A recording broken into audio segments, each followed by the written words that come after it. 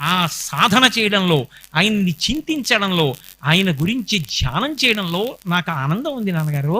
నా మాట నమ్మండి, నాకు ఈ వద్దు అని ఊరుకోలా.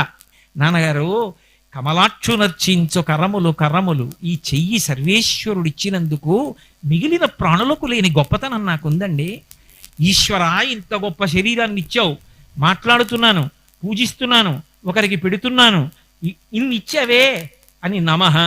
ఓం నిధనపతయే నమః, ఓం నిధనపతాంతికాయ నమః అని ఒక శ్వేతాక్షతమైనా వెయ్యగలిగినటువంటి చేతులు తప్ప ఆ కృతజ్ఞతాభావం లేకుండా ఇలా పెట్టడానికి, ఇలా వెయ్యడానికి ఉపయోగపడని చేతులు ఉండి మాత్రం ఎవరికి నాన్నగారు?